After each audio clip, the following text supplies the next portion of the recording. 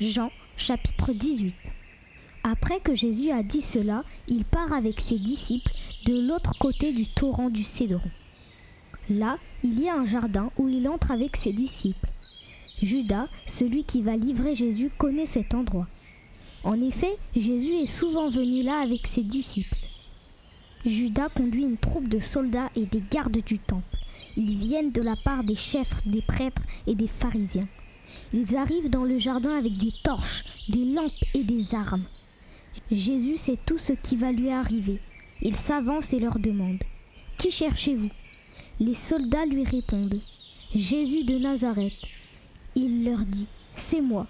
Avec les soldats, il y a aussi Judas, celui qui livre Jésus. Au moment où Jésus leur dit « C'est moi », les soldats reculent et tombent par terre. Il leur demande une deuxième fois « Qui cherchez-vous » Ils lui disent « Jésus de Nazareth ». Jésus leur répond « Je vous l'ai dit, c'est moi. Si c'est moi que vous cherchez, laissez partir cela. » De cette façon, ce que Jésus a annoncé se réalise. « Père, je n'ai perdu aucun de ceux que tu m'as donnés. Simon-Pierre porte une épée. » Il la sort de son étui, il frappe le serviteur du grand prêtre et lui coupe l'oreille droite. Ce serviteur s'appelle Malchus. Mais Jésus dit à Pierre « Remets ton épée dans son étui. La coupe de souffrance que le Père m'a donnée, est-ce que je ne vais pas la boire ?» Alors la troupe de soldats, leurs commandants et les gardes des chefs juifs arrêtent Jésus et ils l'attachent avec des cordes. Ils emmènent d'abord Jésus chez Anne. Anne est le beau-père de Caïphe et cette année-là, Caïphe est le grand prêtre. C'est Caïphe qui a donné ce conseil aux chefs juifs. Il vaut mieux qu'un seul homme meure pour le peuple. Simon-Pierre et un autre disciple suivent Jésus.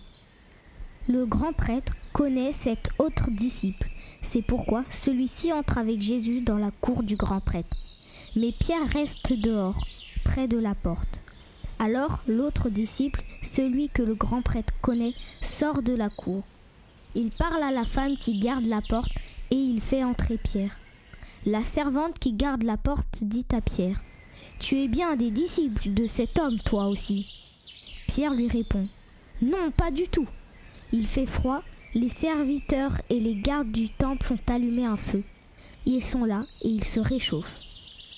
Pierre est avec eux et il se chauffe aussi. Le grand prêtre pose des questions à Jésus sur ses disciples et sur ce qu'il enseigne. Jésus lui répond « J'ai parlé à tout le monde en public. J'ai toujours enseigné dans les maisons de prière, dans le temple, là où tous les Juifs se rassemblent. Je n'ai rien dit en secret. Pourquoi est-ce que tu m'interroges ? Ce que j'ai dit, demande-le à ceux qui m'ont écouté. Ils savent bien ce que j'ai dit. » Quand Jésus dit cela, un des gardes du temple qui est là, lui, donne une gifle. Il lui dit « C'est de cette façon que tu réponds au grand prêtre ?» Jésus dit aux gardes « Si j'ai mal parlé, montre ce que j'ai dit de mal. Mais si j'ai bien parlé, pourquoi est-ce que tu me frappes ?» Alors Anne envoie Jésus chez Caïphe, le grand prêtre. Jésus reste attaché. Pendant ce temps, Simon-Pierre reste dans la cour. Il se chauffe. On lui dit « Tu es bien un des disciples de cet homme, toi aussi ?» Pierre répond « Non, ce n'est pas vrai. » Il y a là un serviteur du grand prêtre.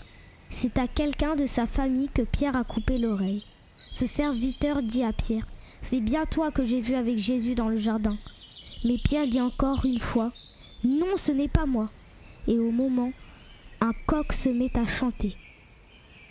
Ensuite, les soldats emmènent Jésus de chez Caïphe au palais du gouverneur romain. C'est le matin très tôt. Les chefs juifs n'entrent pas dans le palais. Ils veulent rester purs et pouvoir manger le repas de la Pâque. C'est pourquoi le gouverneur Pilate sort du palais. Il vient les trouver et leur demande « De quoi accusez-vous cet homme ?»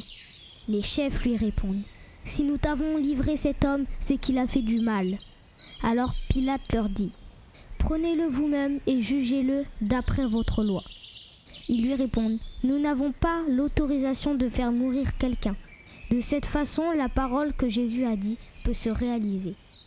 En effet, il a déjà indiqué de quelle mort il allait mourir. Pilate rentre donc dans le palais. Il fait venir Jésus et lui dit « Est-ce que tu es le roi des Juifs ?» Jésus lui répond « Pourquoi est-ce que tu me demandes cela? Est-ce que tu as pensé à cela toi-même ou est-ce que d'autres te l'ont dit de moi? Pilate lui dit, est-ce que je suis juif, moi? Les gens de ton peuple et les chefs des prêtres t'ont livré à moi. Qu'est-ce que tu as fait? Jésus lui répond, mon royaume n'appartient pas à ce monde. Si mon royaume appartenait à ce monde, j'aurais des gens sous mes ordres. Ils auraient lutté pour qu'on ne me livre pas aux chefs juifs. Mais non, mon royaume n'est pas d'ici. Pilate lui demande, donc tu es roi? Jésus lui répond, c'est toi qui le dis.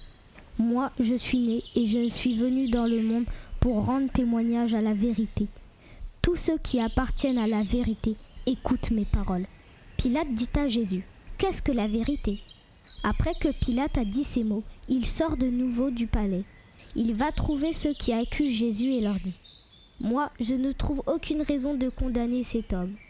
Votre coutume veut que je vous libère un prisonnier pour la fête de la Pâque. Est-ce que vous ne voulez que je vous libère le roi des Juifs? Alors ils se mettent à crier, non, pas celui-là, mais Barabbas. Pourtant, ce Barabbas est un bandit.